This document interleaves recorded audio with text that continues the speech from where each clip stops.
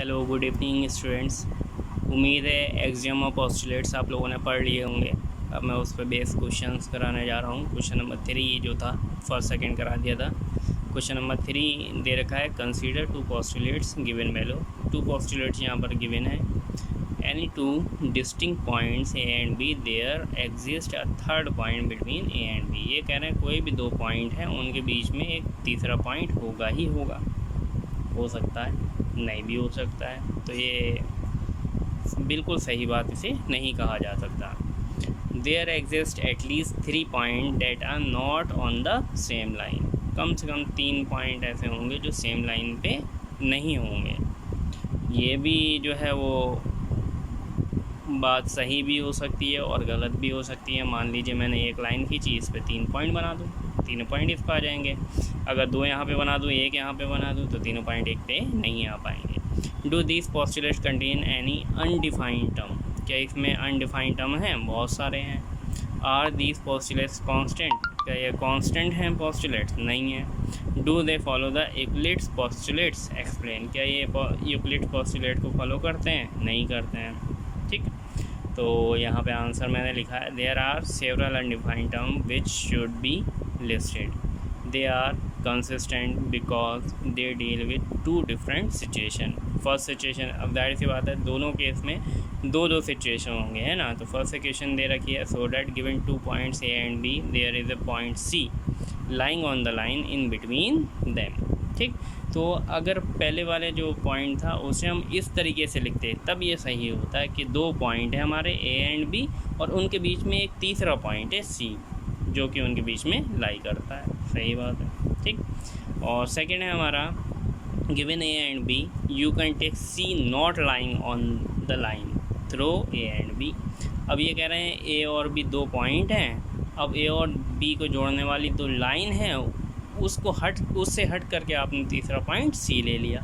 ठीक है, तब ये दोनों चीज़ें हो जाएंगी। पहले वाले पॉइंट में ये हो जाएगा कि तीनों जो हैं वो एक ही लाइन पे लाई करेंगे पॉइंट। दूसरे वाली बात में ये हो जाएगा कि तीनों पॉइंट जो हैं एक लाइन पे लाई नहीं करेंगे। दोनों ही पॉसिबिलिटीज़ हैं। ठीक, this postulate do not follow from Euclid postulate, however they follow axiom. ठीक है, तो ये पोस्टुलेट को फॉलो नहीं करता है, एक्सियम को फॉलो कर सकते हैं। ठीक, इसके बाद क्वेश्चन नंबर 4 आ गया, if a point C lies between 2 points A and B such that A C is equals to B C, then prove that A C is equals to 1/2 A B. Explain by drawing the figure. ठीक, तो ये कह रहे हैं ए और B 2 point हैं, इनके बीच में एक पॉइंट सी है जिससे दोनों की डिस्टेंस सेम है, मतलब A C is equals to B C हमें गिवन है। हमें प्रूव करना है ए सी की वैल्यू जो है ए बी की वैल्यू की आधी है। ठीक, बहुत आसानी से प्रूव हो जाएगा। देखिए बहुत बच्चों वाला क्वेश्चन है।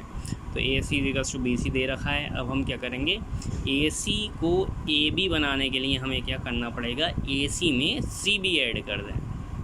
ठीक है ना, ए सी में क्या ऐड कर दें, सी बी ऐड कर दें। ठीक है, तो सी बी या फिर बी सी की बात करें तो बी सी में हमें क्या ऐड करना चाहिए, ए सी ऐड करना चाहिए। तो ए सी हमने दोनों तरफ ऐड किया है। यहाँ पे लिखा by adding A C on both side. A C में ए सी ऐड करेंगे और बी सी में ए सी ऐड करेंगे, तो ए सी ऐड होकर के 2AC हो जाएंगे और A C plus B C A B बन जाएगा। ये देखिए ए सी प्लस बी सी, ये ए बी बन गया पूरा।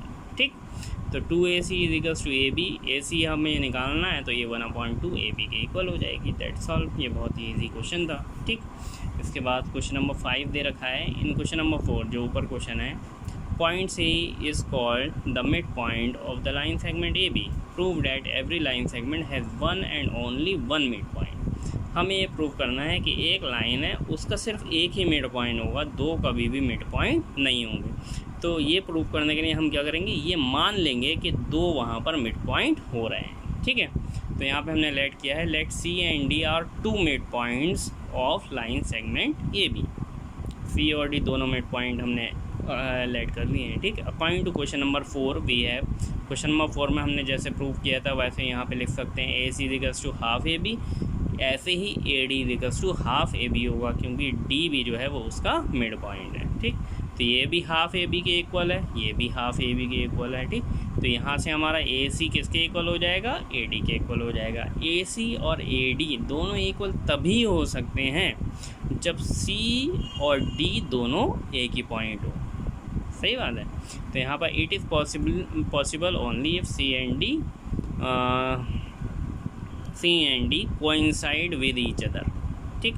कोइंसाइड विद ईच अदर मतलब एक के ऊपर एक पॉइंट, ठीक, सेम जगह पे, ठीक। Hence mid point C is unique. तो इससे ये पता चला कि मिड पॉइंट जो है वो यूनिक होता है। यूनिक मतलब एक ही होता है, उससे ज़्यादा नहीं हो सकता। क्वेश्चन नंबर 6 है, last question. In figure if A C is equals to B D then prove that A B is equals to C D. हमें प्रूव करना है A B is equals to C D prove करना है। तो इसमें कोई दिक्कत नहीं है, A C is equals to B D given है, ठीक। तो ए सी में से हम क्या माइनस करें जो कि ए बी बन जाए। ए सी में से हम बी सी माइनस करेंगे, जब भी तो ए बी बचेगा हमारा, ठीक है। ये पूरे में से हमें ये वाला पार्ट जो है ये माइनस करना पड़ेगा, तब ए बी बचेगा। तब हमने दोनों तरफ जो है बी सी माइनस कर दिया, ठीक है। तो A C minus B C, B D minus B C. तो ए सी में से बी सी माइनस करा तो ए बी बचा, और ऐसे ही बी डी में से बी सी माइनस कर दिया तो ये सी डी बच जाएगा। यही हमारा आंसर हो जाएगा, डेट्स ऑल, ठीक। ये आपकी फर्स्ट एक्सरसाइज जो थी वो ख़त्म हो गई है यूक्लिड थ्योरम की। तो ये जो डेफिनेशंस वगैरह कल जो मैंने बताई थी वो अच्छे से पढ़ लेना, और कल एक मैथ्स का टेस्ट लूँगा मैं। जितने भी चैप्टर कराए हैं उन चैप्टर्स में से आप लोग जो हैं वो तैयार करके रखिएगा। That's all.